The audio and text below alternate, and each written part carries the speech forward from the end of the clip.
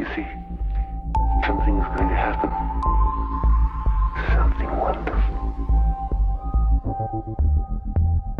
My God, it's full of stars. Welcome to the Occult Rejects. On this episode, we got the same crew as we had in the last one. We might possibly have a surprise guest. We'll see what happens.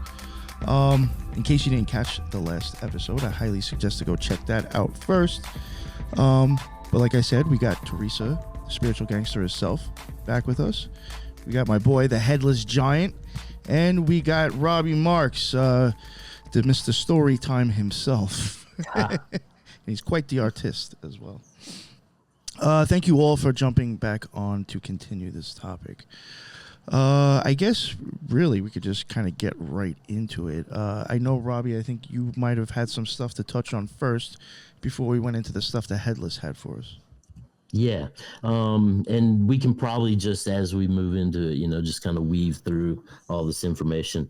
So basically, I just want to reiterate some facts that I've further found in regard to Virgil and these various texts, right? So Virgil was most likely of Celtic stock. He was raised and lived in Mantua, which was a long time peopled by the Gauls, right? And he used Celtic poetic method within writing these verses, essentially, right? Using mysticism, tenderness, and grace, which you commonly didn't see in Roman literature of this time, right? And then I also found out that his father, when he was in his youth, actually raised bees. So it's one of the reasons, that he grew up around bees, that he comes back to this bee idea over and over and over. It's such a persistent theme throughout all Greek culture, is this beehive. Yeah. So now, by age 37, Virgil was famous for writing his eclogues, right? And in that, he basically spoke of the birth of Apollo as the beginning of this utopia that we talked about on the last episode, right? The rise of this golden race of, ascended men from the heavens, right? And it was exactly 10 years later that the Pax Romana, which was basically the Roman peace, right? That came in, that was like 100 years of peace in Rome. And essentially, when that Pax Romana came in, at that point in history, they believed that was the fulfillment of Virgil's prophecy, Right. And Pax, the peace, actually ended up becoming deified, and there was the goddess Pax, or peace, So let's see. Now I also found out Virgil, his schoolmates all called him Virgin because he never had any sexual escapades. But Will Durant, he basically talks about the fact that Virgil fulfilled himself with a boy slave, but other than that, he was never with anyone. So, and at this time, this sex with young slaves, particularly boys, was a very common thing that you would see consistently throughout all the houses, Now, go ahead. No, it's just, yes, agreeing. If you ever seen, what is that, Fellini Satyricon or whatever, that film? It's pretty much I haven't seen it. Okay. Sums it up, brothel. Yeah, okay. So now the Georgics, which were basically the labor of the land, there was the philosopher Meneses, who brought Virgil to Octavian.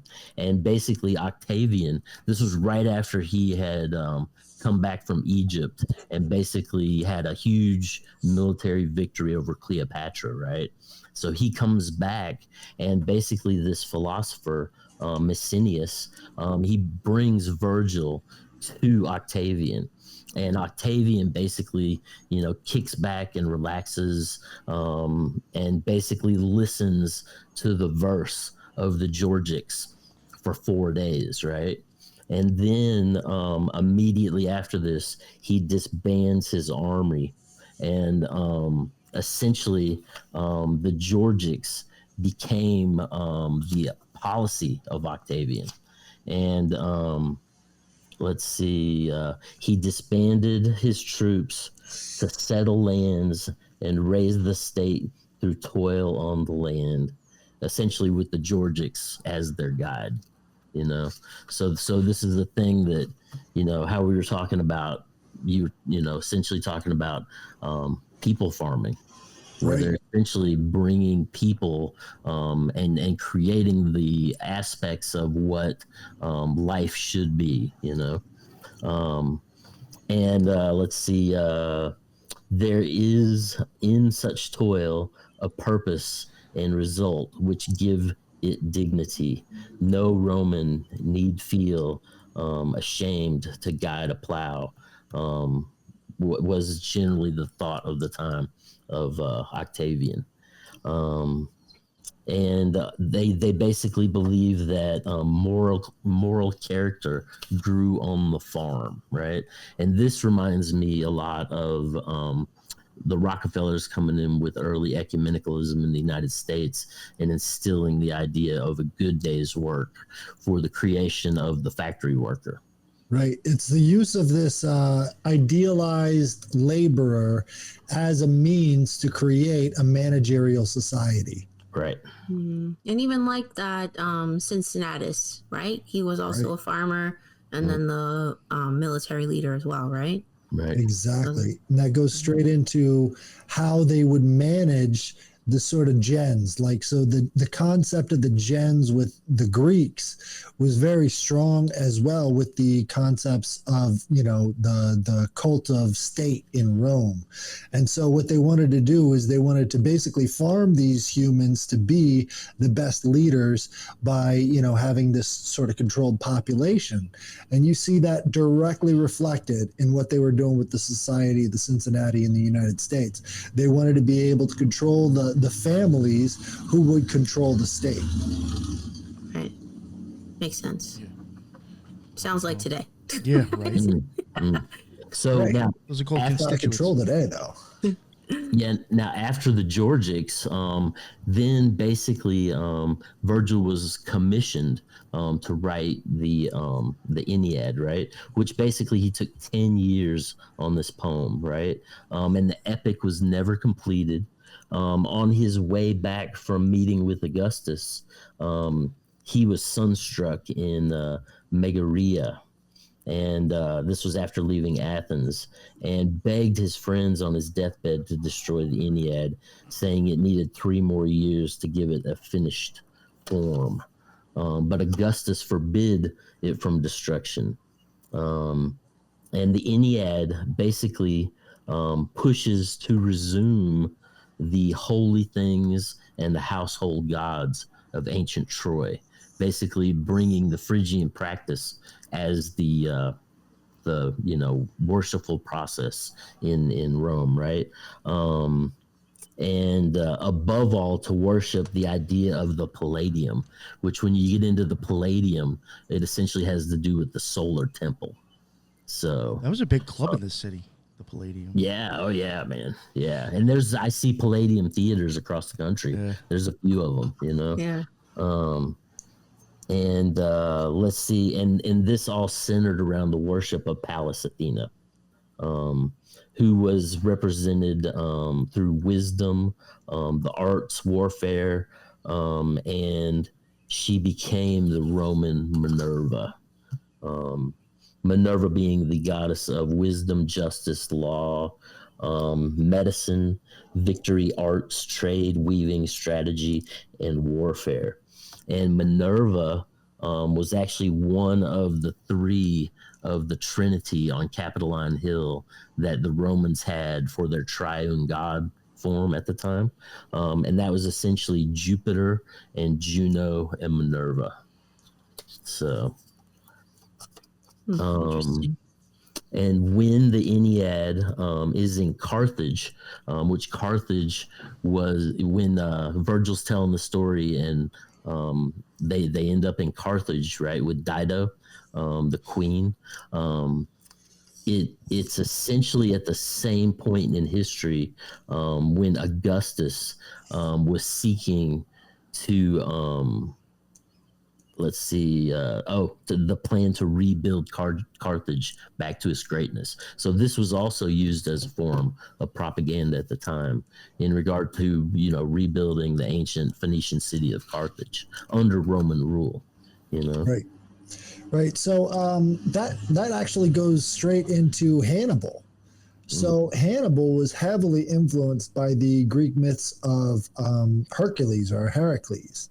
And so when he was going across the Alps with his elephants, he actually used vinegar to dissolve the rocks so that he could better get through. And he said even Heracles couldn't do such a monumental task as getting through. So using the mythology to sort of influence the behavior was very, very common, and using the Aeneid to rebuild Carthage under Rome, sort of like their own version of Disney World, They just wanted to have control over it, would definitely be something that this Aeneid would inspire. And even the Gorgics, because, that part of the world did have a pretty thriving farm economy that they wanted to take advantage of. Well, and there's talk of Italy that when some of the different barbarians and stuff came in, that they said that the whole country was just one big orchard. Like you couldn't tell where one orchard began and another orchard ended. It just was so engrossed with agriculture, and it had to be a beautiful sight. Right, and basically it was. Carthage is the gateway to Spain, and so if they wanted to have, because again, we're talking about Celts here, Virgil being a Celt, and Celts were moving all over the place.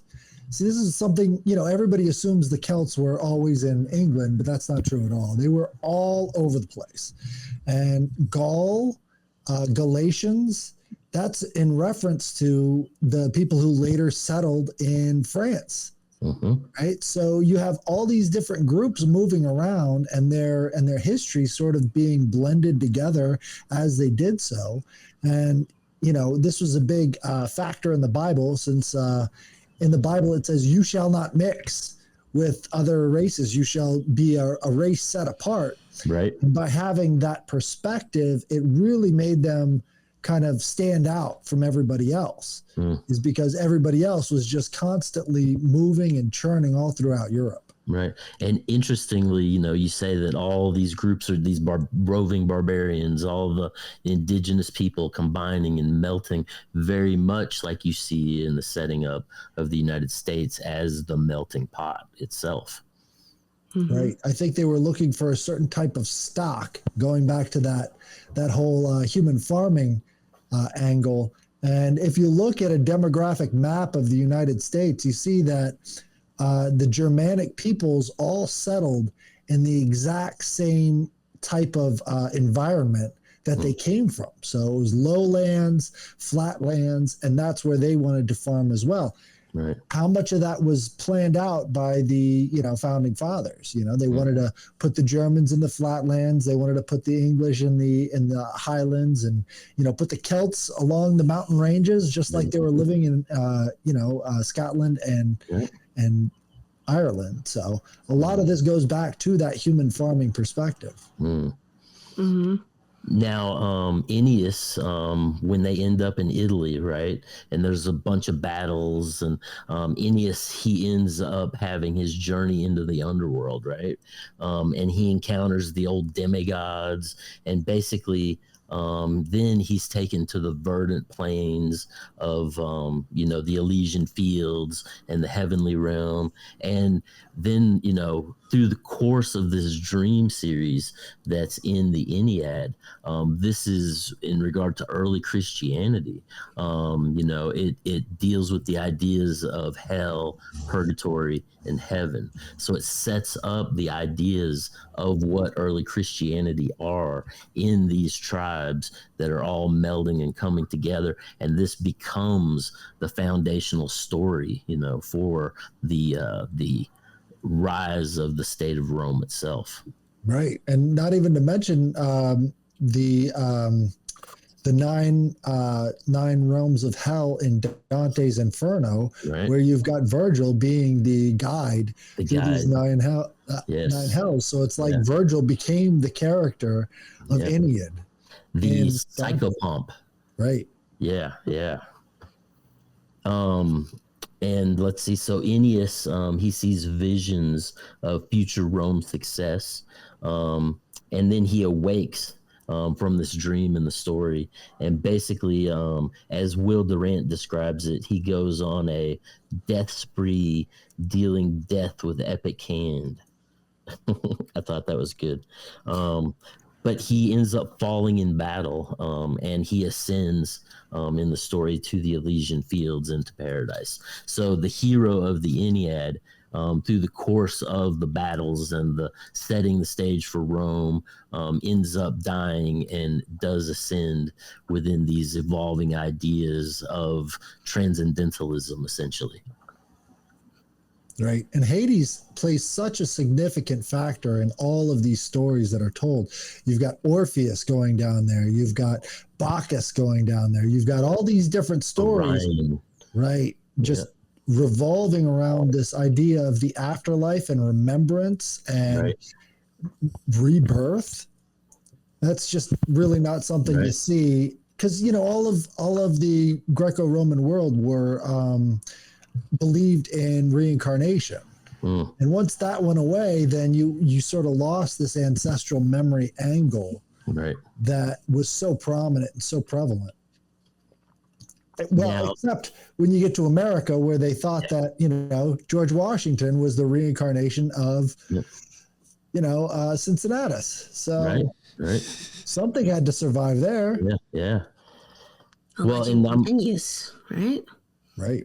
It ends up, I've got it here somewhere, but so and in the writing, foreshadowing the restored rule of Augustus, and bills it as Saturn's reign return.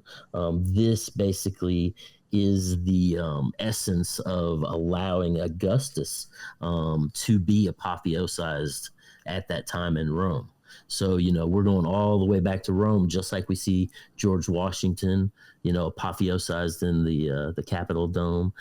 We also see Napoleon apotheosized.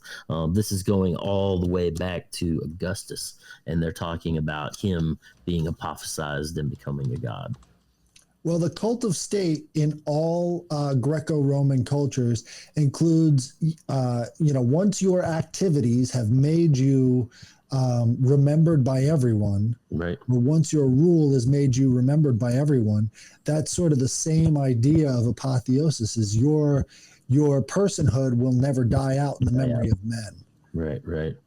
Kind of like as long as the gods are telling stories of you in the halls of Valhalla, that you will be eternal and never forgotten, along those lines. And isn't that like a very Hellenistic idea also, like to have a great death and your deeds echoed like throughout time? Yes, very much so. Yeah.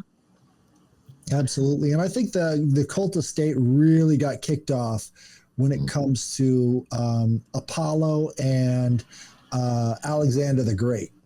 So you've got this guy who is, clearly like in the prime of his life, capable of conquering the entire world, and everybody loves him for it. And then after that point, all of the Roman rulers are comparing themselves against Alexander the Great. And how am I deified? How am I close to these figures? But I think it's this idea of apotheosis goes more into lineage and who you appear to be like and how you can fulfill that role. And there's this idea of the Morai being linked to that, or these fates. How you look is what you're related to. And so they would have their busts and their images put next to the gods that they viewed themselves similar to. So now, after Aeneas dies, right, and he ascends to the Elysian Fields, it is his son, either Ascanius or Eleusis, that builds Albalungius, the Albalungius, which is the new capital of the Latin tribes, and it's basically their sons that are Romulus and Remus, that are the founding fathers of Rome. So that's how it all kind of washes and ties in to the characters of Romulus and Remus.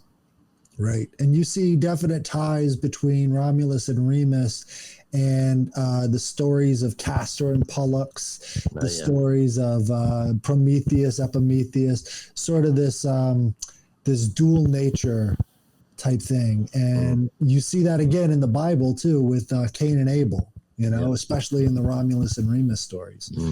Yeah. So there's huge affinities there. Right. But again, Virgil never wanted to write, nor did he live to complete the Aeneid.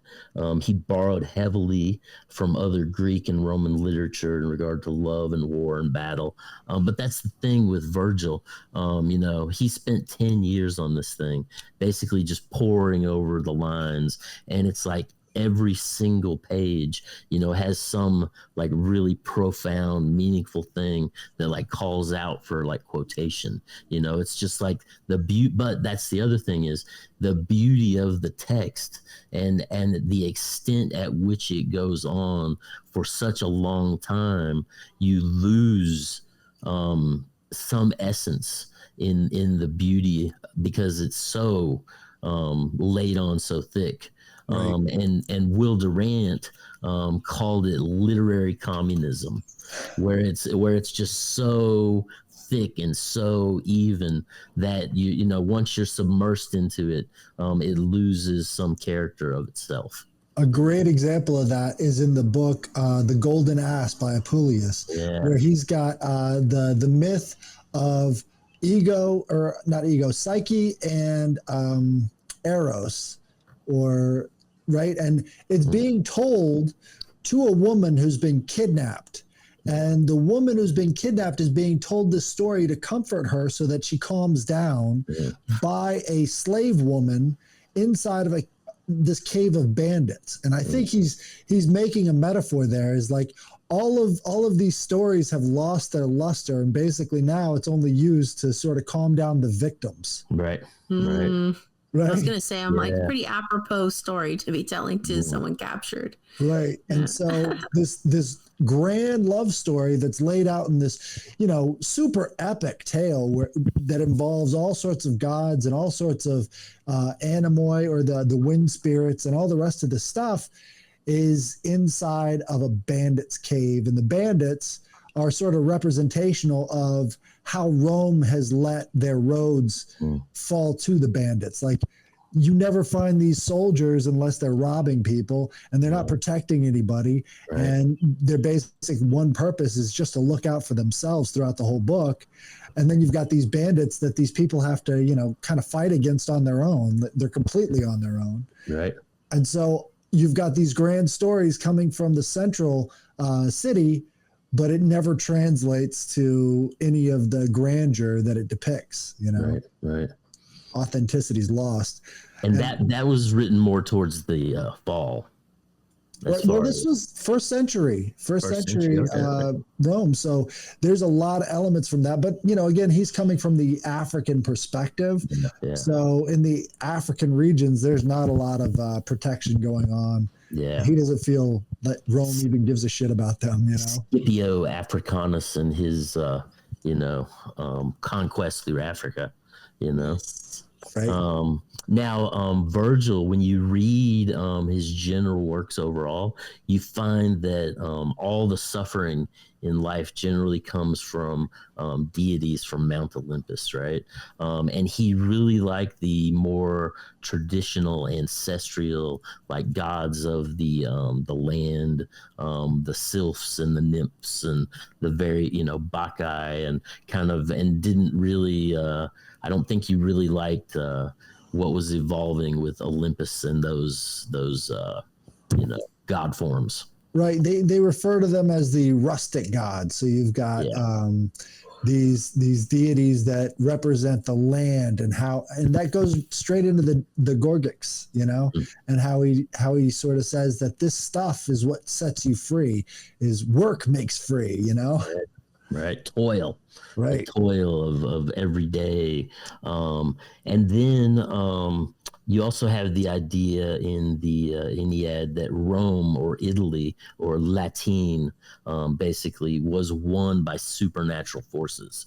That essentially this lends to the modern concept, essentially of God on your side, where they essentially had the gods, guiding, pushing. And the whole theme of the story is the establishment of the Roman race, per se. Let's see. Oh, so Will Durant, he says the real God of the Ennead is patriotism, and its God is Rome. Right. So, the cult of state. Right, the cult of state. Exactly. You got that shit down pat now. What's that? You got that shit down pat now. Oh, I know, man. And generally though, as far as the individual presence of the individuals and how they persist in life, it teaches the ways of peace. It says spare the humble and throw down the proud. So there's some morals being instilled, and it foreshadows the restored rule of Augustus, and it is billed as I mentioned that earlier. Basically, it's billed as Saturn's reign return when the Pax Romana comes in. Let's see. So then if you come up into the Middle Ages, right? Virgil was considered as a magician and a saint, who had prophesied the coming savior in the Eclogues, as well as prophesying the rise of Rome in the Ennead as the holy city that would basically spread goodness to the rest of the world, Right. And there's that reflection of Alexander the Great, because, despite being a conqueror, he was much beloved by all the people that he conquered through his principles, his character, even his enemies weren't, a death sentence as long as they had honor. And he would hunt down the dishonorable. That's really the propaganda that set him apart from everybody else. Mm. Now, I've got this note from an Australian professor, Charles Penglass, and he says legends of Apollo were simply Greek retelling of Babylonian myths involving the rise to power of god Marduk, which were themselves based on earlier legends of Sumerian hunter hero known as Natura, whose historical identity can be traced back to King Enmekar of Uruk, the very same figure who is in the Bible known as Nimrod. So Apollo, when you start to see maybe the outlook from the Catholic church in regard to the Bible, and placing Apollo in the bottomless pit, you might have some mean to think that when you trace Apollo back to Nimrod, which you can do a couple ways, that basically this lent to the idea that he was some kind of a fiend, Well, he was not only the god of medicine, he was also the god of pestilence. So any kind of diseases were also sort of his domain. Yes. And I think there's a deep undercurrent of Indian mythology within Apollo as well. Mm-hmm. You've got the archer angles, which came directly out of that sort of Indian subcontinent religion there. Like Arjuna? Yep. Yeah. Well, and also you have the link in Phrygia as well as in Greece of Apollo and Mithra and Helios all combined You have that Phrygian throne where all three of their names are there together. There's multiple references. So then you have Mitra, or going back to the Hindu culture in regard to the light of the day. It's the thing that illuminates reality, you know. So, and Right. which later, I believe, through the Romans, ended up becoming the worship of Lucifer. So here you have another reason to tie Apollo. Eosphorus. What is it? Well, they called him Eosphorus in Yes. yeah, and so that Eosphorus has the idea of the dawning sun, because Eos is the goddess of dawn Right. in Greek culture, and Eosphorus would be like the sun's first lights as it's coming up over the hills. Mm. Now, the Greek historian Herodotus also connects Apollo with Horus, the god whose all-seeing eye stands atop the unfinished pyramid on the dollar bill base, right, of the Great Seal. And the Great Seals, let's see, and essentially Herodotus ties Apollo and Osiris as a single entity. Well, Apollo is considered to be Horus the Elder. So they had multiple different iterations of Horus, and you've got Horus the Younger, which is associated with the son of Isis, and Right. then Horus the Elder is slightly different, but in a lot of ways they share a lot of same aspects. Yo, even Yes. in Thelema, there's so many different, if you really want to get into it, I think in the Book of the Law, yeah, I could be wrong, but I think there's like at least 3 different kind of versions of Horus in there. I mean, that you could, Yeah. you know, and yeah, the baby, and then there's like even the one where he's like being silenced. Right. You know, there's so many Linus different. is one of his names. Yeah, he has several names depending upon his metaphysical manifestation at that point of the day. And that's like another reason why I do think sometimes I know it may sound like weird to some people, but I do think like Thoth, Tahuti, and Horus are both the same character in a sense, Right. just Right. transcended. And I think like even seeing that with how much Horus can get detailed and depending on what's going on, kind of, Yeah. just I think gives me more evidence into my theory with stuff like that. Right.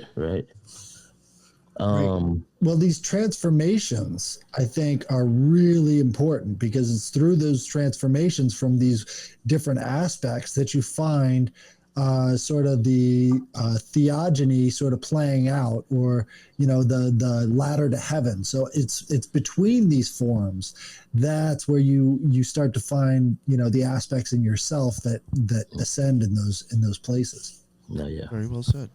I like that. And then one thing I found was the Cumane Sibyl is even prominently featured alongside Old Testament prophets in Michelangelo's painting in the Sistine Chapel. And the Sibyls, again, they were kind of like this witch cult that was highly associated with Delphi. Yes. And so they would export these Sibyls all over the region. So they had the Sibyl in Syria, they had the Sibyl in, Iran, all these other places that came from Delphi. They were trained at Delphi, and then they were used for prophecy all over the regions. Right. And it's interesting when before battles, before financial decisions, before, they were going to have children, they would go to the Sibyl and basically get these prophecies read. And it was, whatever the prophecy was what they would do. And then there was one example where the Sibyl basically gives him a twisted answer that could be interpreted either way. And he thinks they're talking about the enemy, where she's actually talking about him being, Right. That was the most famous example would be, Alexander the Great's father, Philip II, and he was told the bull is crowned and ready for slaughter. That's and then the one. next day he was assassinated. Well, Yes. probably next week, but That's like such a theme in mythology, right? They get these prophecies to try to avoid the prophecy from happening, but because of their actions, the prophecy comes true. So it's like did it come true because it was prophesized, or like if they hadn't had tried to intervene, would it still have come true? You know what I mean? Oedipus Rex, which goes into how important the theater was in relating these ideas and giving people the ability to, start to understand them on a different level. And so having the theater as being the church. And I think a lot of people don't make that connection, but you're going into a dark room, you're watching a flickering screen, and you're absorbing all of these things, right? And so where does worship stop and where does entertainment begin? And that's the thing when you get into the Bacchae by Euripides. He basically details the movement of the cult of Bacchus coming into Greek culture and how it basically supplants the culture of the time. And you got to figure these Bacchians, these Dionysians, essentially, they were temple, like the sacred temple builders, going all the way back to Solomon's temple, that were going around the country building these sacred temples and bringing theater into the process, as seen by the plebs as a form of entertainment, but consistently used as a mechanism of propaganda to subtly direct the thought of the people. Right. And well, I mean, it wasn't so subtle back then. No. But today it is. Today we're like, we go to the Orpheus Theater to watch this play, and we don't actually associate that with being Greek church, which is, I mean, that's covert Hellenism. I mean, the very definition of it, really.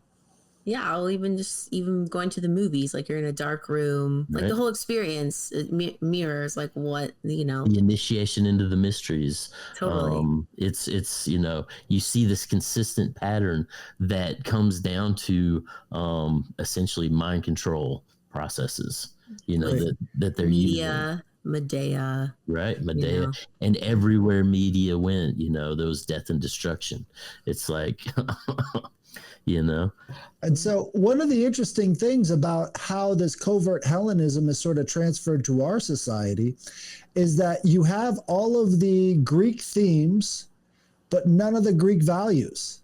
So the Greeks had 148 Delphic maxims, which were, their rules for life. And if you look them up, you're like, wow, this is really good stuff. Mm-hmm. And you don't see that reflected in the media, that they just basically ripped off the style from the Greeks, and then they put their own themes in there instead of maintaining some sort of continuity with the Greek virtues that they would put into the theater. Right. So you get all of the tools, none of the substance. Right. It's an interesting point. Now, there's he's a Christian fundamentalist named Tom Horn, but if you get into his work, he says that Apollo incarnate a pagan savior born of a new breed of men, sent down from heaven with heroes and gods are blended, where heroes and gods are blended together. Sounds eerily similar to what the Watchers did during the creation of the Nephilim, and what scientists are currently doing through genetic engineering and animal chimeras. Indeed. Isn't there a new movie coming out called The Watchers? I think so. M. Night Shyamalan.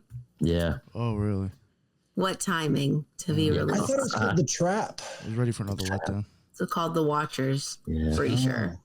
Yeah, and there's like the preview that I've seen. It's like a gigantic hole in the earth, and I was like, and here we go. We're just telling the same story over and over. I watched a preview. It was called The Trap, where this guy takes his daughter to a concert. And it was M. Night Shyamalan, and they've got a whole bunch of like cops that just start filling the auditorium slowly, and he's like, what's going on? And that's where they ended it, but it's called The Trap. But if you think about it, it's the same sort of ideas. You've got all of this Satanism and all this Luciferian nonsense being shoved into all this music, and this father is looking at his daughter consuming this culture, and thinking to himself, this is a trap. They're closing it in. Right. They're getting ready to snap it shut. And so, you see the same themes. I haven't seen this Watchers preview, but it sounds like it's straight along the same ideas. Yeah, absolutely. So there is also the idea that in ancient literature, Jupiter was the Roman replacement of Yahweh as the greatest of the gods, being a counter Yahweh, and his son Apollo was a replacement Christ, as a counter Jesus. And this Apollo comes to rule the final New World Order when, quote unquote, justice returns in old Saturn's reign. And the ancient goddess Justice, who returns Saturn's reign, was known in Egypt as Ma'at, and to the Greeks, Themis. While to the Romans, she was Lustitia. Also Mother Rhea as Semiramis, and the Lydian Babylonian wife of Oranus and of Ninus as Nimrod. So I think he's got his timeline backwards. Yeah. Well, it goes from the more recent going backwards further and further all the way to Babylonia. Right. So, but all these statues, like we talked about, as far as the statue of Justice on the Capitol Dome, as far as, the various statues of, all these personifications of these ancient gods and goddesses, you see basically throughout DC, with Lady Justice blindfolded. Right. That's another big aspect of covert Hellenism is like they never changed the court system. It's still Themis standing out in front of there. And, you've got Themis and her three daughters or three aspects. Right. But it's the same idea. And nobody thinks that, I don't know, if it's a Christian culture, why would they keep these titans? Right. A previous generation to the Olympians up there as their icon, Yeah, yeah. But, why are they all wearing black robes, too? Where's that in the Bible? The robes of Saturn, And it's just, consistent in regard to proliferating the whole, dating back to just like they use the Ennead to, bring the ancient forms into Roman culture. It's very much the same thing that the founding fathers did to bring these ancient ideas into the modern, personification. I'm of the personal belief that Virgil didn't like Rome. I would agree with you. Yeah. I think he did a lot of what he did to sort of get back at them. Yeah. Yeah. So he wanted to destroy the Ennead. I don't think that was because he didn't feel like it was perfect. I think he just didn't want to give them the propaganda and everything else. Yeah. Yeah. But, he knew which side of the bread his toast was buttered on. So. Yeah. Yeah. For sure. Never heard that. That's funny. Now, in what is it? John 17:12, in the Bible, referring to Jesus, he says, while I was with them in this world, I kept them in thy name. Those that gavest me, I have kept, and none of them is lost, but the son of perdition, that the scripture might be fulfilled. So, this ties in to this whole idea of the son of perdition, rising essentially from the bottomless pit, to basically be the leader or the man of peace that, is the head of the Novus Ordo Seclorum, Mm-hmm. Right. But, again, we have to realize that the Novus Ordo Seclorum wasn't even a new concept to Virgil. No, it's just the ancient perennial philosophy of the turning of the ages. Right. As far as the new century, turns and rolls on its way, So it's basically the same thing like, what Terrence McKenna was talking about with 2012 and Time Wave Zero. And, so it ties into, the Mayan calendar, the Rosicrucian calendar, all these miscellaneous, long form astrological calendars that relate to the great sky clock, essentially. Right. Yeah. Well, you had two very different beliefs coming together as one, right? So the more Semitic beliefs are about linear time and eschatology, and the world is coming to an end. And then you had the pagan beliefs that the world is cyclical, and these turning of the ages will see changes that, you know, you can map out and identify. Right. And when the two clash together, that's when you get Christianity, which is sort of like a perennial retelling of a linear time. Right. Right. And so that was definitely what Rome would be interested in, because they wanted everybody working towards the same goal. They had a problem. They couldn't get everybody on the same page. You know, the lingua franca of the time, Latin, was only spoken by a very small number of people. Yeah. So, you know, look at the Georgics. If they had that as an influence, they were wanting to get people all working in the same direction instead of, you know, toiling against one another. And the uprisings and all the different revolutions that were going on, all the peasant uprisings, they wanted to put an end to it with mythology. That would be the least energy intensive activity they could be doing, is getting everybody together using mythology. Now moving into the future, when Nancy Pelosi, you saw this quote I posted up on Twitter. Yep.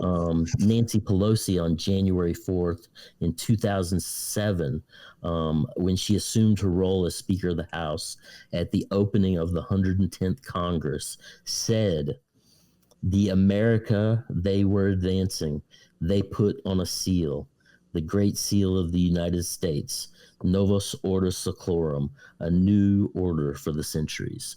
So it's interesting how when you start to get into Bush's 9/11 speech, when you get into Clinton talking about and Obama talking about the New World Order, and Henry Kissinger talking about, you know, it's the time for the New World Order. It's like, you know, it's funny how this idea of the turning of the ages, this perennial philosophy that has been carried from all these, you know, the Magi and the Druids, all these star worshiping cults back into Osiris and, you know, Babylon, and turned into this idea of the New World Order, or this essential, you know, pyramid, you know, with the capstone at the top, becoming the modern day panopticon, you know? Right. And, you know, it's so funny that these people have so little imagination that they can't come up with a story that can get us all to go into the pens. Right. They don't even care to anymore. Yeah. You know, I mean, the mask is completely off. You know, so they're looking for a new muse to sort of reinvigorate their vision, but it's not forthcoming. So they've got all of this magic and all of this illusion behind them. Yep. And yet they can't put it out in a coherent way to make people actually want it, you know? And the longer things go on in places like Israel and Russia, the less people are buying into it. Right. I think the jig is up. Huh. So in Psalms 96:5, it says, "For all the gods of the nation are idols." And that worship, that word idols, is Elohim, which is basically demonia or demons. So, you know, all the idols of the state are essentially demons. And it gets, you know, very much like the idea of Novus Ordo Seclorum becoming this new world order, very much like the state pursuing these ideals of, you know, global democracy or whatever they're, you know, presenting as the modern day propaganda. They become egregores.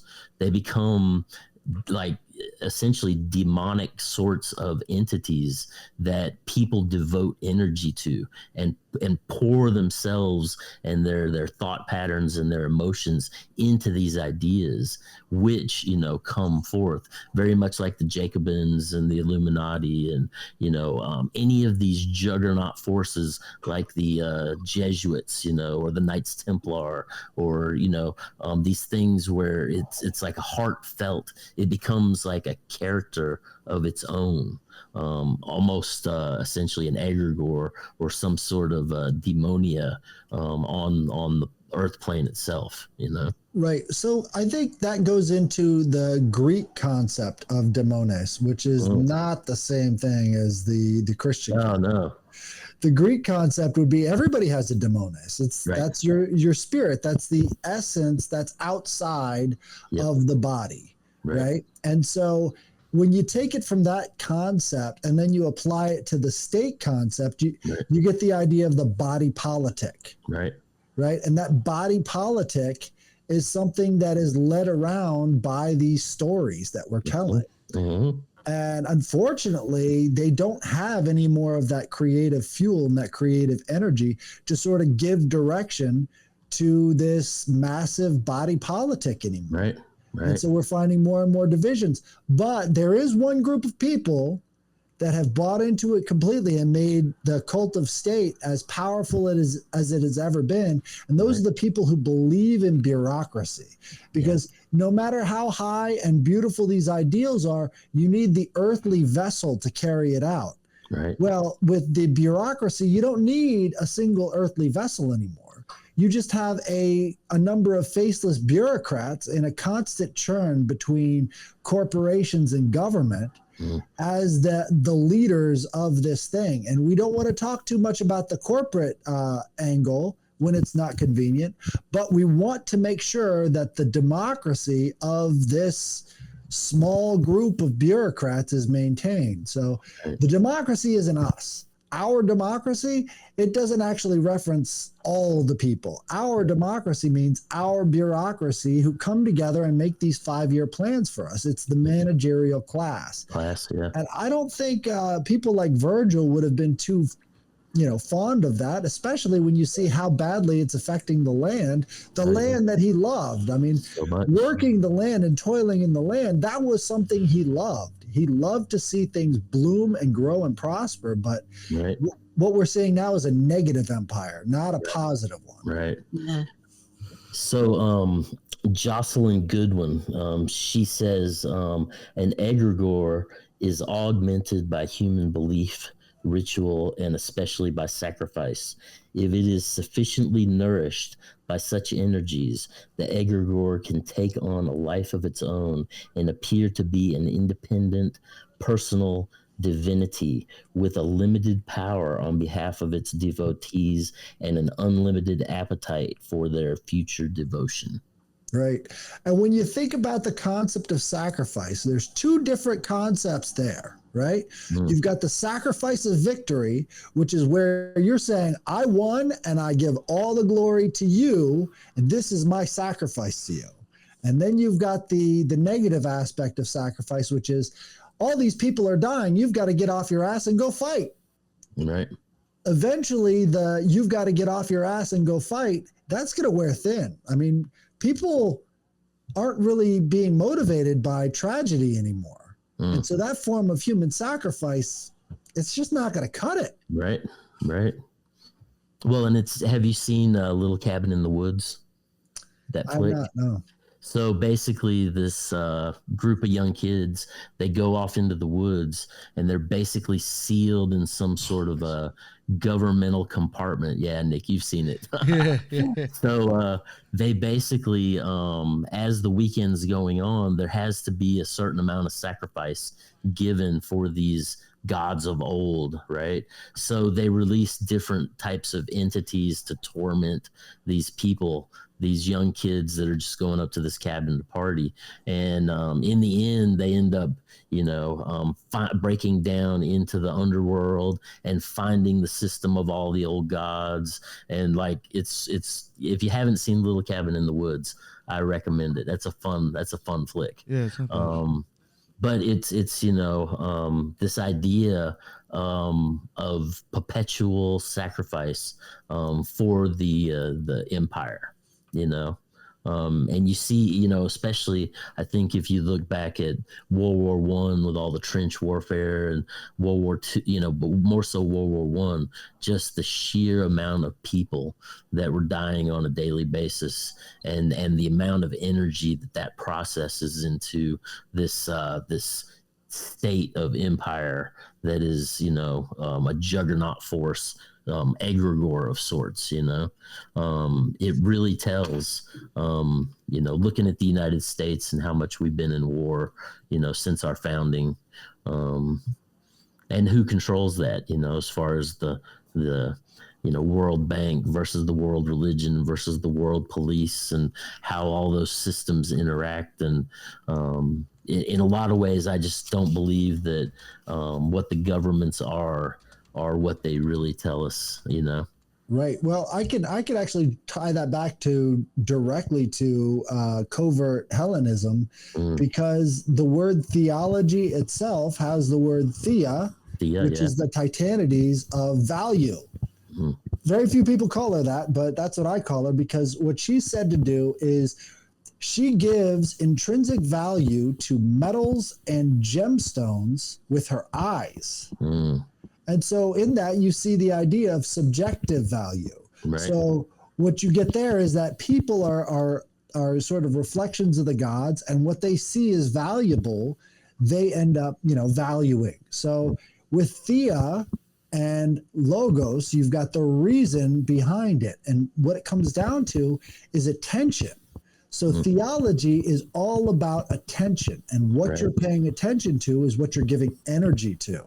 Yeah. And when you've made that connection, then you start to understand how they could make a cult of state out of atheists, right?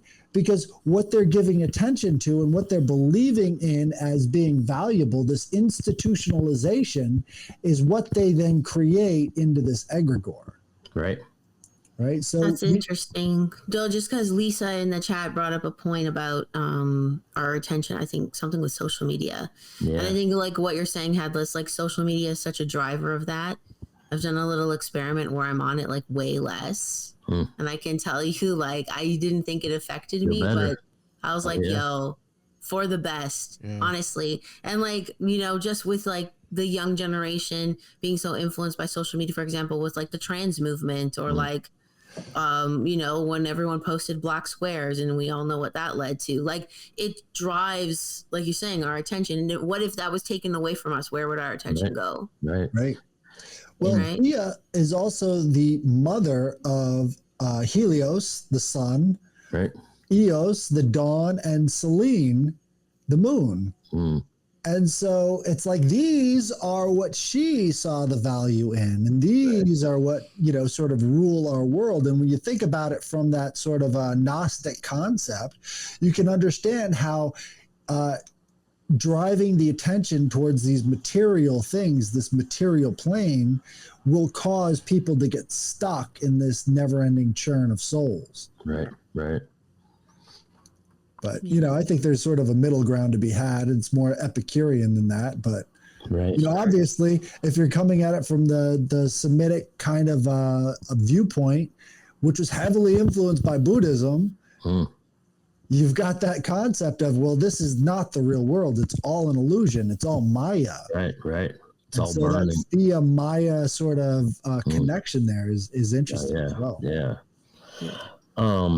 So I've got a quote here by Manly P. Hall, who was an honorary 33rd degree Mason, for basically retelling them their own mysteries. But he says, not only were many of the founders of the United States government Masons, but they received aid from a secret and august body existing in Europe, which helped them to establish this country for a peculiar and particular purpose known only to the initiated few. The Great Seal is the signature of this exalted body, unseen and, for the most part, unknown, and the unfinished pyramid upon its reverse side is a trestle board setting forth symbolically the task to accomplish of which the United States government was dedicated from its day of inception. And that's from the Secret Destiny of America. Of America, yeah. Yeah. That's a crazy book because yeah. if you read The Secret Destiny of America by Manly P. Hall, also With the you New need to Atlantis. read The 68th Convocation. Convocation, yeah. Yeah. I've been meaning to look at that. But Yeah, if you read The Secret Destiny of America with Francis Bacon's New Atlantis, those also echo and play off one another well as well. Right. And the idea of America as the new Atlantis was definitely an inspirational factor behind why they would choose to have a secret government and a overt government. And I think that Society of the Cincinnati was that secret government that really represents the chalice, right? So this is the place where all of the genetics of the ruling class would spring from. So that's their sort of chalice, and that's what they're drawing from. Right. And then all the little policies in between, those are just, part of the plan. Right.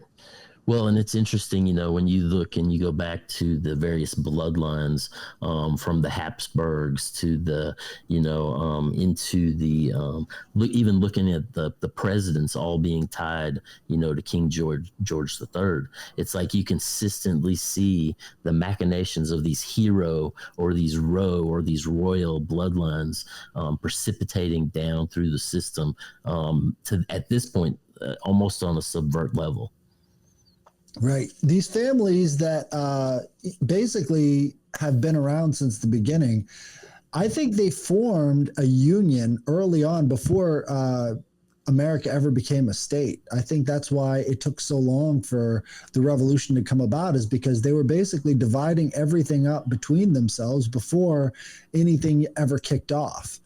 And this is why you see all of the founding fathers who got involved with the revolution being Freemasons.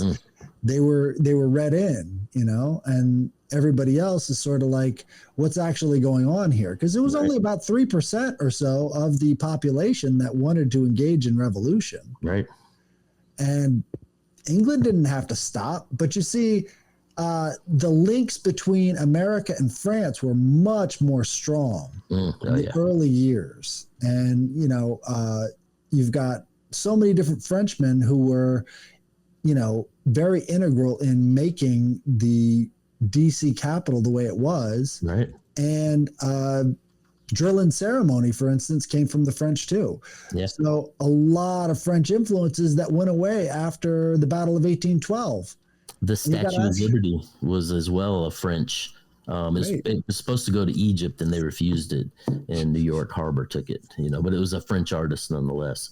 But that's the thing with the French. It was kind of like a noble thing in France at that time, to basically, within the ideas of liberté and fraternité and equality, to rise against the crown and altar. And that's why you have a lot of these French, like royal noble line, coming over during the Revolutionary War and being volunteer soldiers, essentially fighting the British back. Because the British and the French, they were also having their own confrontations at that time as well. Right. Or seemingly confrontational. You see these tribes, and there's not that much of a difference between these Proto-Indo-European tribes like the Gauls and the Celts. It was only after they settled that they really started to differentiate themselves. Yeah. That was another interesting point too, when they brought up the ancient priesthood in England being related to the swine, because the swine is actually sacred to Hades, to the underworld. So it's almost like a reference to, look, you've gone through the underworld, kind of the idea of what's it called? We were just going over it. The Mithras cult. Oh, the Mithras cult. Yeah. Had that same sort of connotation. Oh yeah, as far as the yearly slaying of the bull. But if you go back to Egypt, there was actually a sacred day that was associated with Osiris, where the high priests of the cult of Serapis, the high mysteries, they would basically eat a pig once a year in representation of that animal being the resurrected Osiris. In his unresurrected form, but essentially they would eat the pig, and in the rest of culture, the pig herder was the only one that couldn't go in the mysteries. Like a pig was shunned. If a pig brushed up against you, you'd instantly have to go in the river, to wash off the taint. They believed people that drank pig milk, it gave them leprosy. There was a whole, but once a year they would participate in eating the dead god. Right. Sort of a communion. Yes. But that was also a common theme during the Exodus from Egypt. So the lamb was also sacred to Osiris, right. but you weren't supposed to kill it. And what the Jews would do is they would barbecue them out in front of their homes to make everybody else disgusted with them because they were, basically killing a god on the day that they. And so by spreading the blood on their door, it was not just an insult. It wasn't just an act of preservation to their god. It was also an insult to all of the Egyptians. Yeah, I think all the 10 plagues in Exodus were very purposely crafted. Oh yeah, to insult like an Egyptian god. And the Pharaoh and harden his heart, and yeah. I would agree. Yeah. All right, so I've got a long quote here. I'm going to try to push through it, but it's mainly P. Hall again. He's basically describing the seal on the dollar bill here. He says, "Here's represented the Great Pyramid of Giza, composed of 13 rows of masonry, showing 72 stones. The pyramid is without a cap, and above its upper platform floats a triangle containing the all-seeing eye, surrounded by rays of light. The Pyramid of Giza was believed by the ancient Egyptians to be the shrine tomb of the god Hermes or Thoth, the personification of universal wisdom. No trace has ever been found of the cap of the Great Pyramid. A flat platform about 30 feet square gives no indication that this part of the structure was ever otherwise finished." But it goes on. Let's see. The monogram of the New Atlantis reveals this continent as set apart for the accomplishment of the great work. Here is to arise the pyramid of human aspiration, the school of the secret sciences, basically referring to America as the rising New Atlantis, bringing forth the new spiritual age, which gets into a lot of the New Age kind of philosophy stuff, Well, it goes straight back into the order of Quetzalcoatl too, with the Pyramid of Fire ritual. Oh yeah. And so in that Pyramid of Fire ritual, that's also talked about in the 68th Convocation in reference to this sort of pyramid that is yet undiscovered by 1916. But in 2015 they found a pyramid 2,000 feet under the water off the coast of Cuba, which would be in a direct sort of line. And Manly P. Hall talks about Atlantis being a land bridge between Mexico and Africa. So you get these references, and then you find the 68th Convocation book, which is a coming together of the Illuminati, the Rosicrucians, the Freemasons, and all the other secret societies in Pennsylvania. And they're talking about this Pyramid of Fire that is yet undiscovered. And then they find it 2,000 feet under the water near Cuba. So there's something going on there. And maybe we're seeing something emerge with that, since the they had a bunch of assassinations of all these other presidential candidates in Mexico, and they picked their one to go forward. So I think there's going to be something coming about with that whole thing, and they don't want to leave it up to chance. Therefore, we got to kill all these other people who might be getting in the way. There's also the idea that maybe they're doing the whole gates of Spain idea, and now you've got this highly influential pro-immigration person now managing Mexico. And before, they had a Marxist who was not real keen on all this New World Order stuff, and now you've got one who really, really is. Yeah. Seems so, you know. Now, Tom Horn, again, he says in the New Testament, the identity of the god Apollo, coded with the Great Seal of the United States as the Masonic Messiah who returns to rule the earth, is the same spirit, verified by the same name, that will inhabit the political leader of the end times New World Order. According to the key prophecy in the book of Second Thessalonians, which I read there earlier, the Antichrist will be the progeny or incarnate spirit of ancient Apollo, basically. And there's this idea that the Christian fundamentalists really get into, is that the one as many that's, under it's over Novus Ordo Seclorum on the top, right? Where it says one is many, that it's this idea that it's this same spirit that keeps coming back to try to set up this system that is the system over the system that's always prophesized to fall, Right, which is also interesting because the Bible really wouldn't exist without the original incarnation of Apollo, right? Which would be Alexander the Great, because Alexander set up, after he died, you had all of his generals sort of moving out and doing their own thing. And one of them was the Ptolemies. Yep. So the Ptolemy dynasty in Egypt set up the Septuagint as a way of preserving this, very obscure small tribe of people. And by writing the Septuagint, it basically allowed them the cultural norms to reestablish Hebrew, because at that time, Hebrew had only had about 3,000 words, which is why they wrote the Septuagint in Koine Greek. Right. So there's a huge crossover there that ends up, reemerging over time as this new Novus Ordo Seclorum based off of this book that was created because of Alexander. Through the Ptolemies. And when you compare the Hebrew Vulgate to the Greek Vulgate, the number of words that existed in Greek were somewhere in the magnitude of thousands of times of what the Hebrew language was.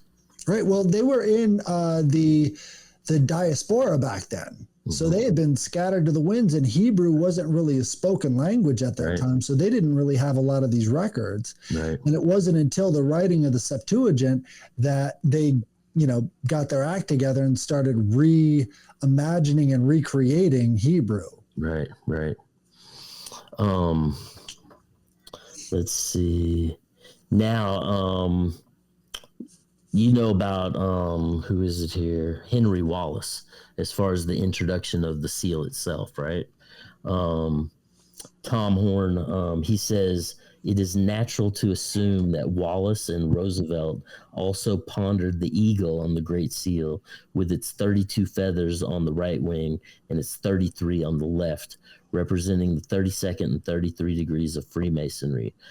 Because in addition to being a 32nd degree Freemason, Roosevelt was the 32nd president and Wallace was the 33rd vice president. An essentially interesting numerical coincidence, given that Roosevelt was succeeded by Harry Truman, the 33rd president of the United States, and also a 33rd degree Freemason. Right. They're not going to let those numbers go to waste. Right. Absolutely. But now Henry Wallace, he says it will take a more definite recognition of the grand architect of the universe before the apex stone is finally fitted into place, and this nation, in its full strength of its power, is in position to assume leadership among the nations in inaugurating the new order of the ages. And Henry Wallace, the 33rd Vice President of the United States, basically said this circa 1943. So we're looking around World War II era time. You know? Well, what's interesting too is what comes after 33. It's 34. Right. What's 34 divided by 2? 17. 17. 2 17s. Yeah, you So got it's that with like Trump. capstone number? Right. And so Trump gets $34 million within the first hour. He also got 34 being charges. convicted. Oh, I know. I saw Crazy. that. Huh? Right. Yeah. They were really proud of that number. So Yeah. go figure. I bet. Not contrived whatsoever. There was right? people advertising that they donated $3,300 to him. It's like, yo. Oh, what the yeah. fuck? That was a common thing. Yeah. And, it's just the reeks of the 33s everywhere. You know what? I thought was interesting. Tim Pool, he advertised that I don't know how much it was, but he said that he donated the most that you could. And I was like, imagine that was actually payment for him coming on the show, and since you did it through donations, now he actually got more money. Right. I was like, that all could have been actually a business deal to make But him that's look good common. and As to get far more as people to payola, donate. Yeah. Come on your show, pay me through donations when I Do a super Yeah. PAC so it's not traceable. Then we have a slush fund that we can, let think tanks fucking deal out. It's like, Yeah.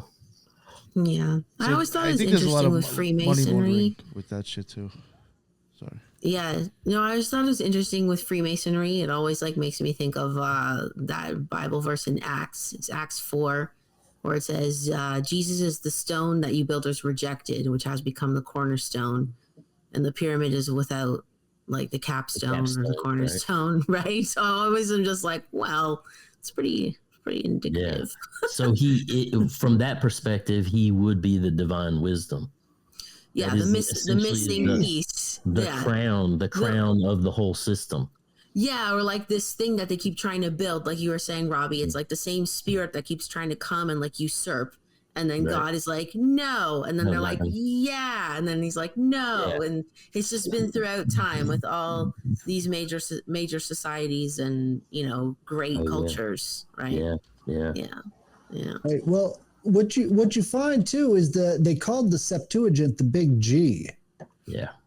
And Freemasonry has the Big G. Right. So you got to start seeing these comparisons. So it's the people are drug along with these plans, and then they're confused by them because none of it seems to make any sense on a very real level. But there's so much occult symbolism that I think what they're trying to do is sort of reawaken kind of an ancestral memory, but it's not taking. Right. I mean, maybe we'll see something different after the election. If there's a huge landslide, we know what's coming next. Yeah. You've got to have this massive amount of support to get over the finish line on these major deals. All these bills they produce in the background, they're adding up to a picture. And that's what they're trying to go for, is maybe we can have our Caesar put all of this stuff into play. Unfortunately, it's like we've got a negative empire, which means that we're more focused on victimhood than we are on victory. Entropy. Right. And so that entropy makes me think that it's not going to happen this time. There's no, Trump says, I'm going to make you tired of winning. That's the goal of a positive empire, is to make people tired of winning. But in a negative empire, you don't get that. And we haven't been a positive empire for at least 75, 80 years. Yeah. Yeah. since the end of World War II. Right. Really, yeah. Yeah. So that's generally where my notes ran out, but I do have an other different little interesting tidbit to get into in regard to Henry Wallace, the 33rd Vice President of the United States. Right? Did you know he was in contact with the Russian artist Rorik? Have you heard about this? No. So basically, Rorik, he had these stones, or these Chamante stones, or these black stones, that were basically smuggled out of Siberia. And this is the same stone that some of it went into the cube at Mecca. Some of these stones went into the foundation stone of the castle there in Scotland. What is it, Glasgow? That's the home of the 33-degree Scottish free rite masonry system. But these stones, nonetheless, it was reported that Rorik basically brought one of these stones into the United States as a sort of a foundation stone, as a magical talisman, to give the egregore of what the United States was more power, right, as far as from its foundation. But he wrote to Nicholas Rorik, and he says, "Dear Guru, I have been thinking of you holding the casket, and the most precious casket, and I have thought of the new country going forward to meet with the 7 stars under the sign of the 3 stars." And there's this whole prophecy in the stars, essentially, that when Washington was founded, these stars were in a certain position. And so, this is when Rorik was bringing this casket that had this sacred stone in it, right? So I've done some research on this sacred stone. And, now this is a black trapezohedron, right? Do you know about the Vikings sunstone? Are you aware of that? No. So the Vikings, when it was cloudy, right, and they were basically sailing across the ocean. Oh, yeah. Yeah, they had this piece of stone. It was like diorite. I'm not sure what the name of it was, but the crystalline structure of the stone, it made it like a triangle on top of a triangle stacked. Essentially, is that cubic structure, is that crystalline structure, and they could hold it up to the sky, and they could see where the sun was through the clouds, so that they could continue to navigate. So this was an essential thing that the Vikings had to have in order to circumnavigate and come to America. With Leif Erikson coming to America and the Newport Tower and getting into all that stuff, right? But this sacred stone is that same crystalline structure, but it's a black cubic stone, right? That is essentially, when you look at the numerical variant of the crystal itself and its structure, right? It's a variant of 3.3.3.3. Right. Whereas if you get into the pyramid itself, right, is the same type of crystal, and that's a variant of 2.3.3.3. And then the dark crystal, like in the movie, that crystalline shape, right? So that is also in the same crystalline structure, but it's a 4.3.3.3. So this 3.3.3.3 black natural cubic structure, right, was seen in India to the Hindus as the ajna.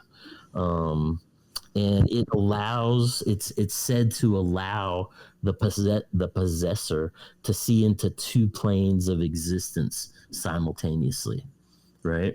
Like the And Palantir in Lord of the Rings, kind of. Yeah. Well, some sort of or like in Fringe, if you ever saw that series where Walter makes the crystalline screen that can see into the next dimension, and it, kidnaps his son. But this is referred to as the Chamante stone in some writings. let's see, Rorik's wife, in her diaries, she says the stone possessed a dark luster like a dark heart with 4 letters in Sanskrit. Through the stars, chalice and shield, within the treasure, the gift of Orion is what she wrote. And it's also said to be, this type of stone is also said to be the key to Agartha, basically the city of the immortals, right? And that comes from the 1777 Florence occultist that wrote that. But when you get into Lovecraft, right? In his story, The Hunter in the Dark, he talks about it being as a window into space and time that was created on Yugoth and brought to the earth by the Olden Ones, right? In a box before humanity even existed. So this stone, it was sent from Tibet to King Solomon to build the temple, which was built as a cube, who cracked it. And some say that this was the stone Solomon made his ring from, right? And then Muhammad took other fragments to Mecca, to the Kaaba.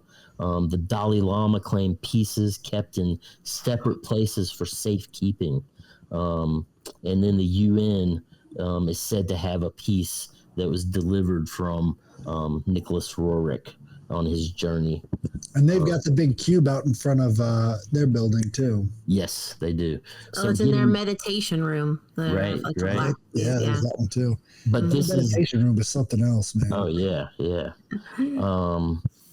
But yeah, and so I'll show you the little drawing I have here. You can see that's the shape of the crystal. And then this is the shape of the pyramid and the different tessellations of that crystal. But there is some link into this in the ideas of the miscellaneous black cube worship that Henry Wallace, basically the 33rd, vice president of the United States, was coordinating with Roerich to bring a peace into the United States. So I just find that interesting as well as a little side note. It's very interesting that they use the symbolism of the casket. Yes. Sort of bringing that casket around. Lots of Osiris vibes there. Oh, I know, right? Yeah, like collecting his pieces, right? Yeah, and I even have that Euclid's equation of the 34 out of, 43 out of 46 pieces of the Eye of Osiris, and they said bring them so I can count them.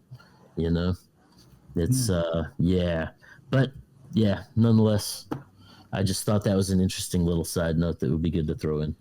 So. Right. There's so many different artifacts. I think that even a movie like that American Treasure or whatever, that movie with Nicolas Cage. Oh yeah. Even that didn't even get into half of these artifacts that are just floating around out there. Oh yeah. All the magical, devices. Yeah. Right. Even the chair that George Washington sat in Philadelphia as they were signing it has this sort of rising sun symbolism on the back of it. Yep. So I think, there's so much going on, and it all just gets sort of blended together because they're using the blending of these religions and the syncretism. Mm. And, it used to be that being able to read Greek and knowing the myths was a part of literacy. Oh, yeah.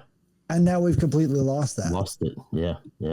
So having the ability to see through all this stuff has been sort of lost with the American education system in favor of farming humans as just mere labor.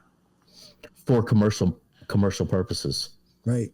And how much is that to create these transhumanist devices to try to ascend death and participate in some sort of a digital apotheosis, essentially.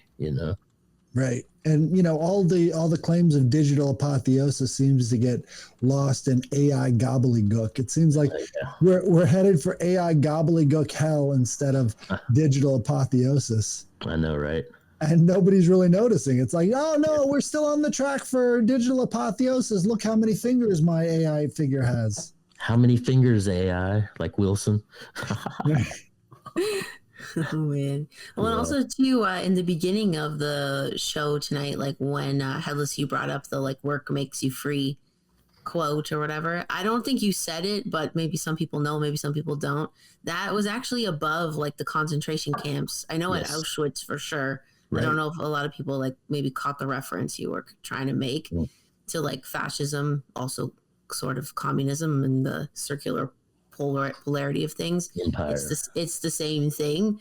But yeah, basically like work makes free was above the gates at Auschwitz. And it's like, I feel like that spirit is the same spirit you are referring to in the whole show, Robby, as well. Yeah. Well, there's this technocratic revolution that took place in the 1930s. And that technocratic revolution really transcended communism, Nazism, and Americanism. Right. And that sort of managerial society is what we're left with. And no meaning. It's all abstractions. Right. And you've just got to go along with the abstractions if you're going to remain in polite society. Well, it's sort of just like taking that idea, the Roman idea of like that virtuous work, right? But then like perverting it, Yeah. Well, that's the thing. I mean, how perverted is it? We know why they promoted it, but Virgil was putting a lot more poetry. And like you were saying, Robby, that thick layer of imagination and beauty and everything else on top of it. But again, we have all of these tools that the Greeks used to have their popular narrative, but none of the values that they put into it. So at some point, there's going to have to be a breaking point where we sort of turn away from that stuff and say, no, we actually want real values with our narrative. Well, and Virgil was even calling down the gods of Olympus and saying they were the pain and the toil and the problem with all of humanity, while simultaneously, referring to these more friendly gods of the household and of the forest and of the, that still required sacrifice. But it was more to the natural realm and the natural order and function of the turnings of being a part of nature, where, now with electric lights and, charge your phone anywhere. And it's like, you always have, illumination coming in your eyes. If at any hour it's there for you, know? Well, even just continuing with that idea of like perverting the true, the good, the beautiful, like the virtuous, right? Even that saying, like, work makes you free. It came from a German novel, I believe, that actually was playing on the verse in the Gospel of John where it was like, the truth will set you free. Set you free, yeah. So I was like already perverting like that virtuous idea, right? Right. Yeah. So. Right. But it doesn't seem like, for all the prophecies, they don't seem to get it right. They have to twist it and they have to make it not a good thing. And it's like, well, who do we have putting forth the effort to try and make a more peaceful world? There's two types of peace. There's eternal silence and then there's eternal community. Right? And what we're headed towards is more of an eternal silence. We just have to silence everybody and that'll be peace. Peace is also a threat. And so in that Pax Romana, that was a piece where they said, we're going to focus on ourselves and we're going to focus on our community. And that was the last sort of shining light of the Roman Empire, was that Pax Romana. Right. But afterwards, it was like the corrupt took right back over where they left off and they spent Rome into complete oblivion. Ultimate power leads to ultimate corruption. Right. And it wasn't even the Romans that tried to reinvigorate Pax Romana. It was the Vandals and the Goths. Right. The people who sacked Rome. They're like, no, we're going to leave this place because we believe in the concepts. Well, it's like the bright and shining beacon on the hill that they say is America. People are coming here for the opportunity and for the peace and they're running from situations that have been created. The By Zapatistas, us. so Coca-Cola soldiers, Right. just you look at just the disaster capitalism that has completely overrun South America, and you can understand, especially when you get into the drug cartels, you can understand why people are fleeing from there. But at the same time, it's like, is it a soft weapon, or, even from the time of all the abominable behavior from the beginning, was it to set up a soft weapon? Right. I think the concept is, if we can get enough of these people running towards America, we can have our final savior. And I think they're looking at Trump as being that sort of embodiment of this Apollo. I mean, look at his hair. His golden hair, orange hue. Orange comes from Apollo. They make him Apollo-esque. Like, it's crazy. So funny. Go ahead, Rob. No, go.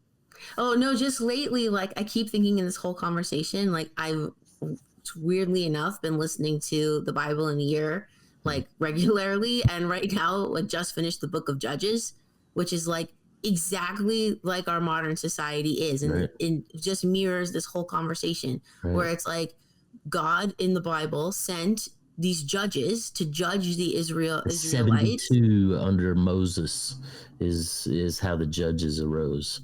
Well, okay, so in the book of Judges, it's the 12 judges. Okay, in this specific book, but I know what you're talking about. Yeah. But it was, the purpose of the judges was not that they were like great heroes or great people. They were just people whose purpose was to like drive people back to repentance and drive people back to God. And they would arise when like the Israelites were chilling and everything was great. And they were like, woo, we could do whatever we want, and like relax and like forget about the things they were supposed to be upholding and the things they were supposed to be doing.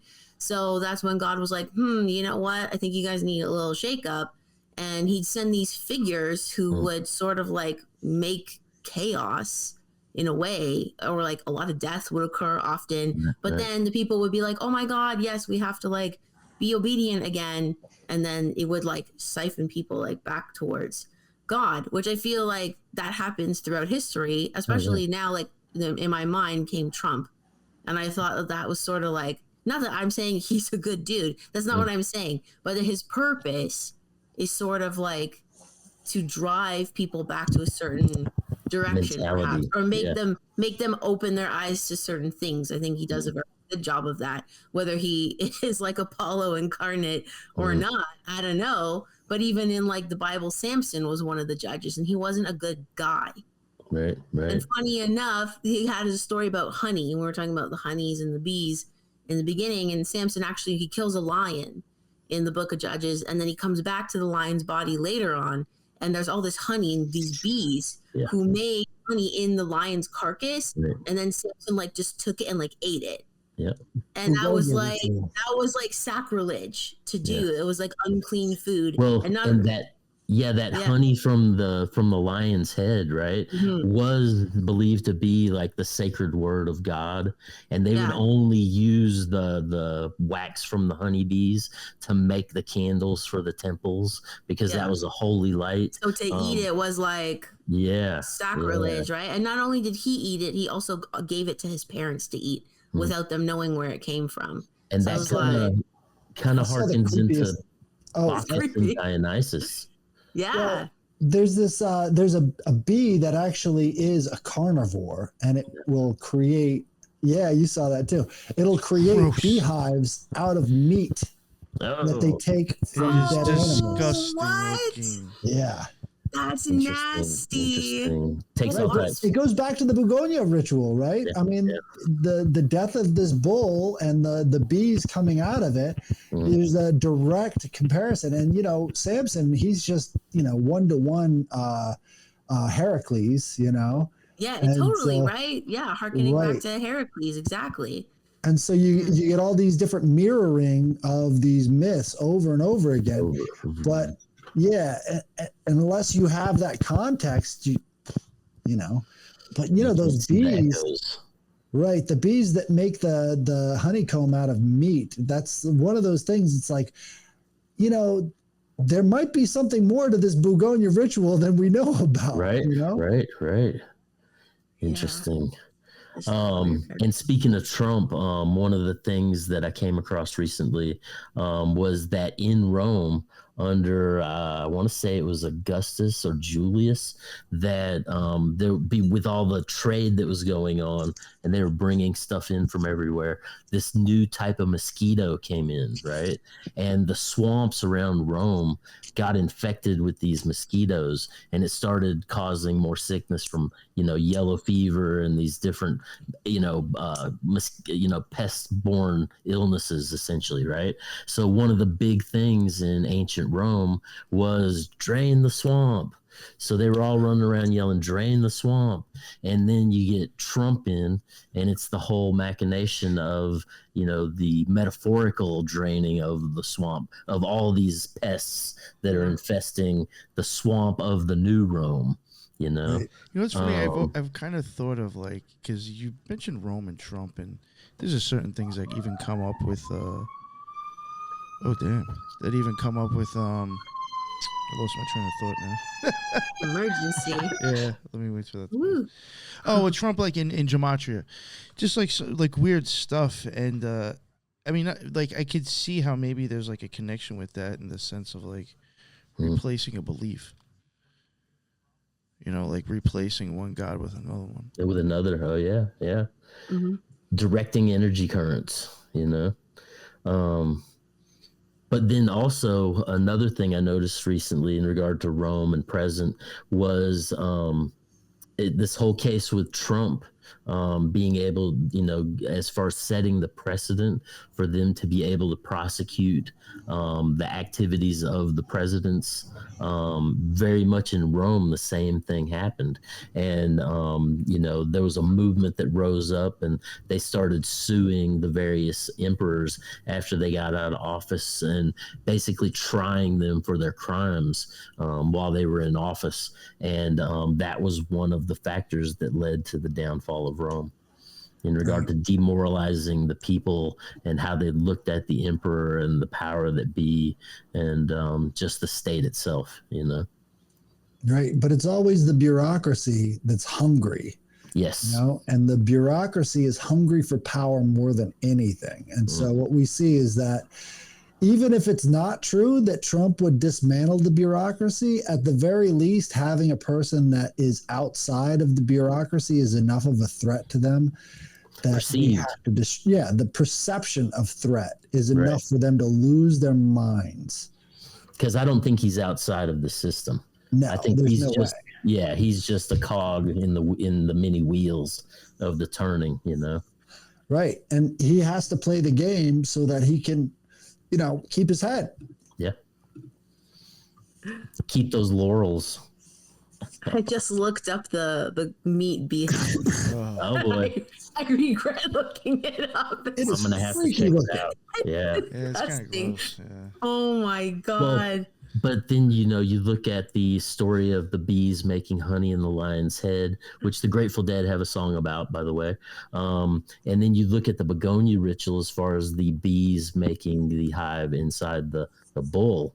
I would say that there's definitely some sort of a concurrent, like energetic kind of mystical relationship there.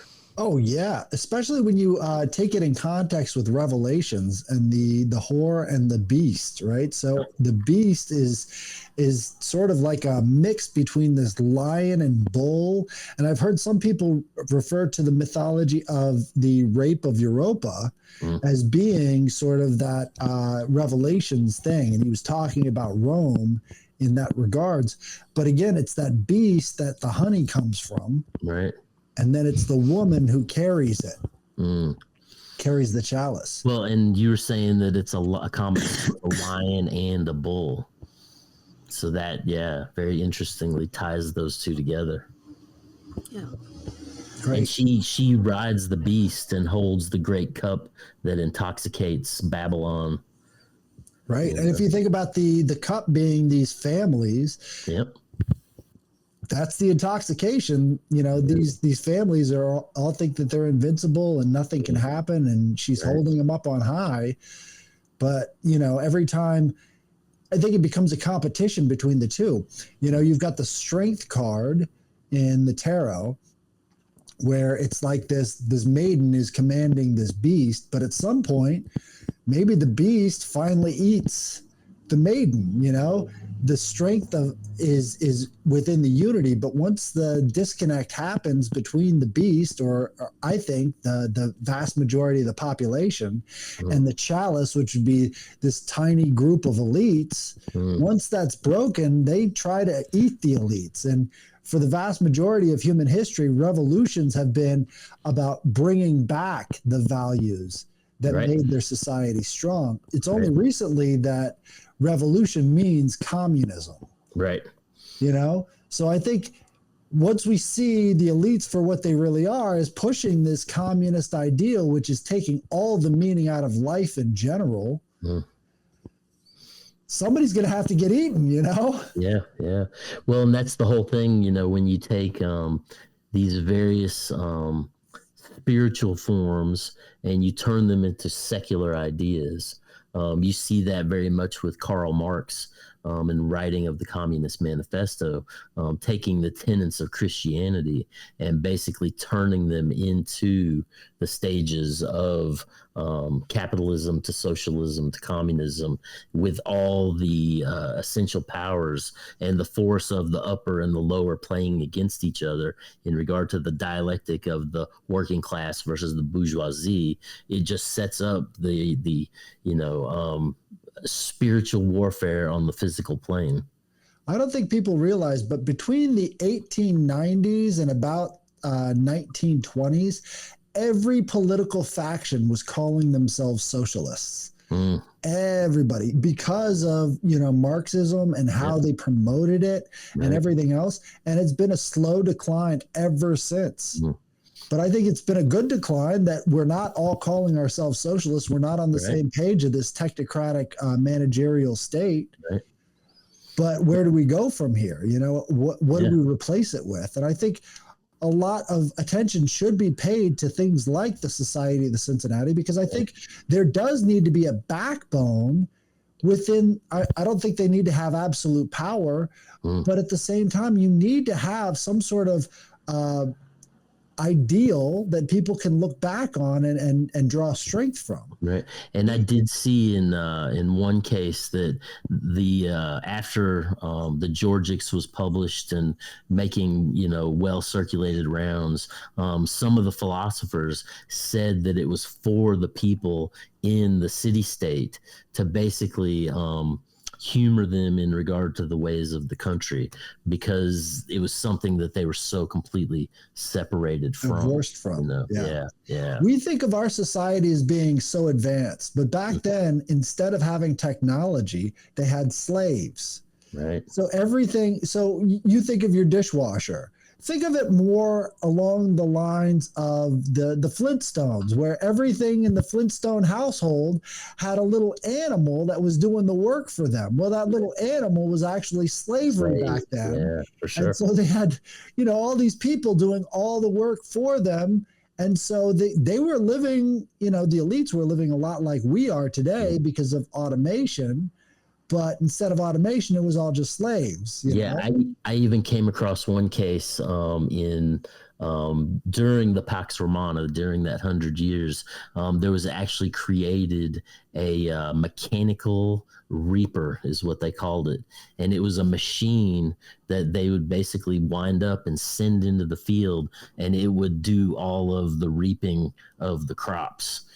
So and that's the whole idea of the animism, as far as creating this android, and you see it through the alchemists. You see it going back into Rome with these steam creations where they were using steam to open the doors and do different little kind of, things to make the emperor look more powerful, and leading up to Norbert Wiener and the whole idea of self-correcting systems that brought about gaming systems, that brought about, cybernetics. Cybernetics is an offshoot of this technocratic revolution. Exactly.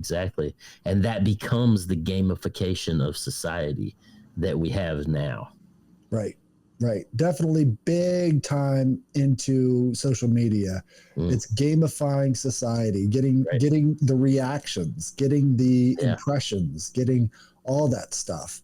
And I've noticed on my business account specifically that it's like, oh, you made so many reels, you get a badge, and here's all the other badges you can work for.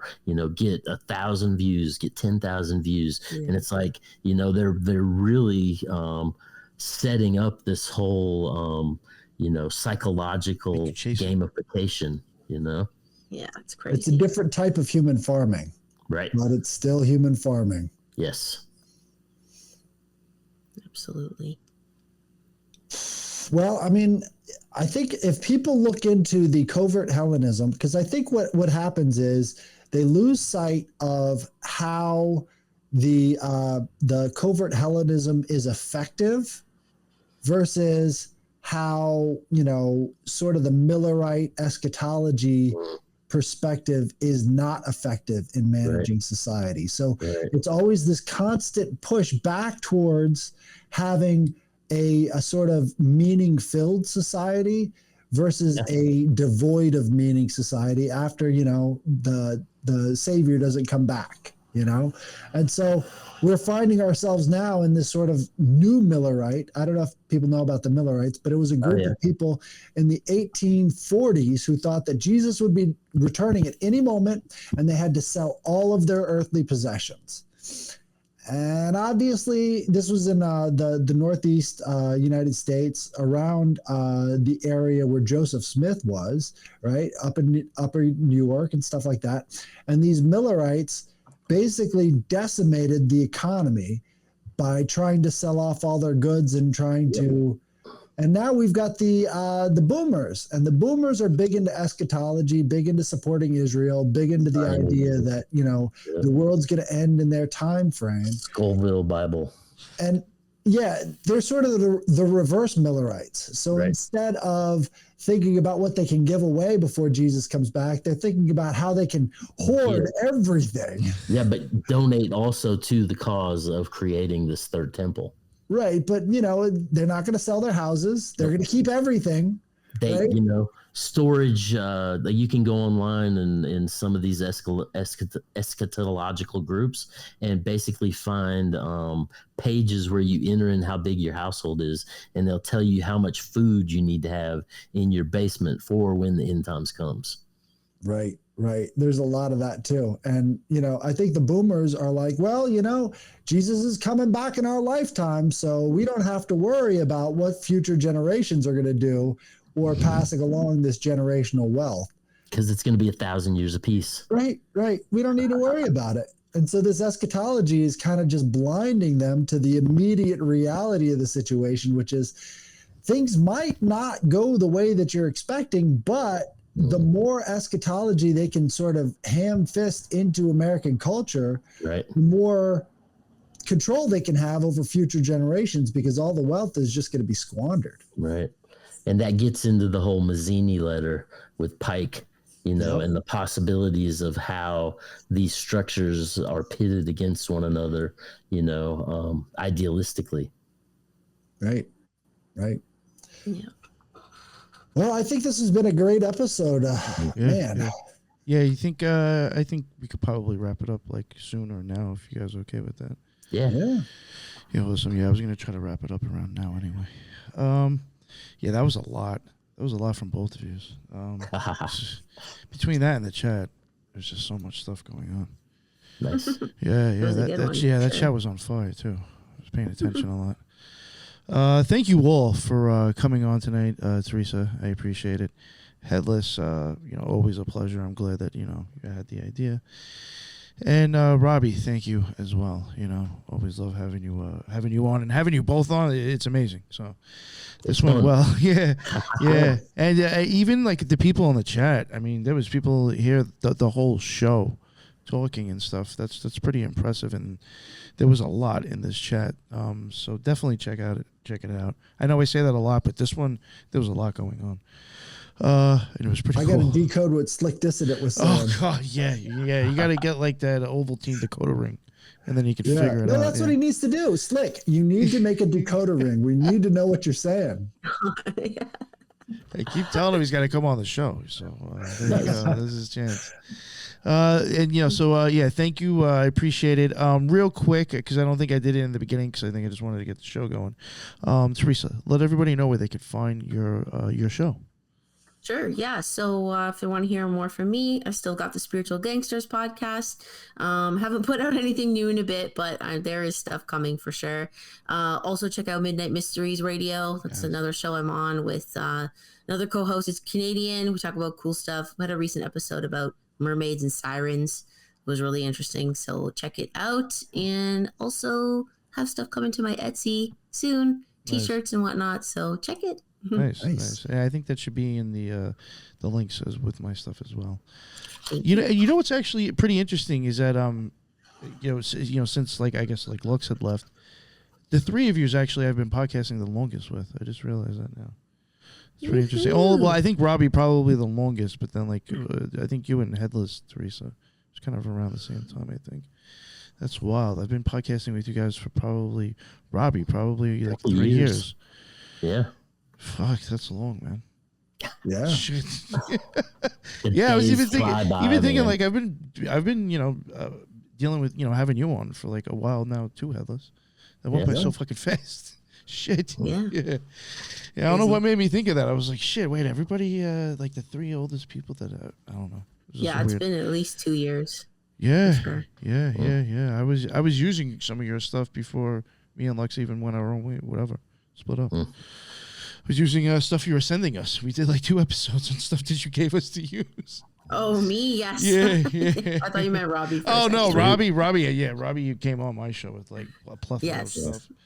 And I guess, even in saying that before we go forward, besides Teresa having her own show and then Headless will get to his and Robby has his own stuff.